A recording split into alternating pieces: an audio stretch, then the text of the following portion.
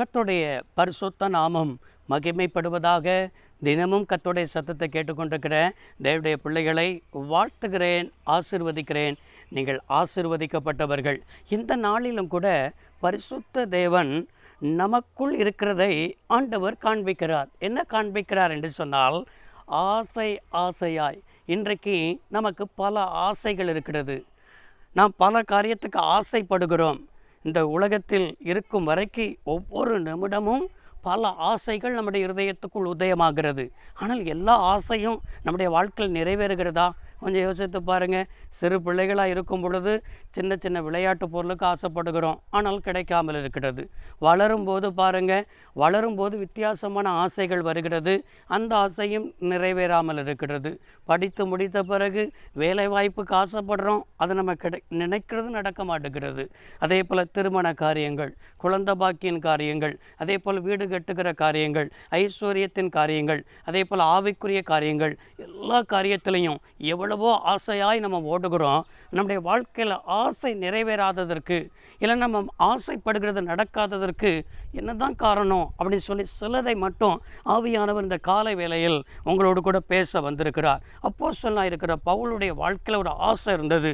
பிலிப்பியர் 3ஆம் அதிகாரம் 12வது வசனத்தில், கிறிஸ்து இயேசுவினால் நான் எதற்காய் பிடிக்கப்பட்டேனோ அதை பிடித்து கொள்ளும்படி ஆசையாய் தொடர்கிறேன். ஆண்டவர் அவனுடைய வாழ்க்கையில் அவனை எதற்கு பிடித்தாரோ அதை பிடித்து கொள்ளும்படி, அவன் புறஜாதிகளுக்கு சுவிசேஷத்தை அறிவிக்க, ராஜாக்களுக்கு சுவிசேஷத்தை அழைக்க ஆண்டவரால் அவன் பிடிக்கப்பட்டான்.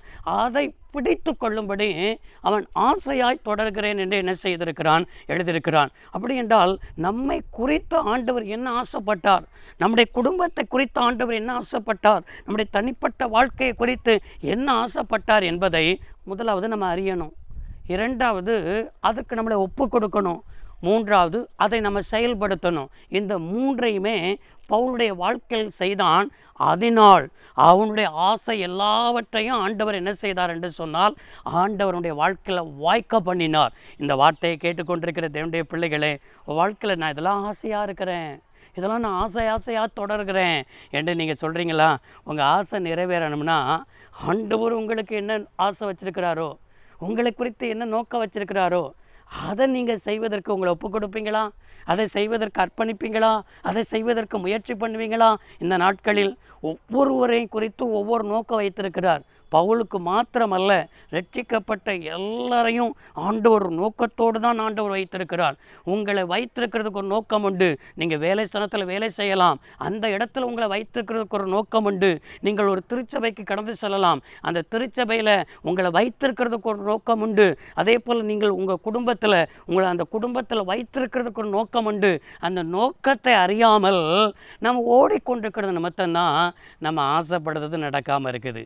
இன்றைக்கி ஆண்டவர் உங்களை வைத்த நோக்கத்தை நீங்கள் நிறைவேற்றுவதற்கு அதற்கு ஆசையாய் தொடருங்கள். உங்களுடைய ஆசையை கர்த்தர் நிறைவேற்றுவார்.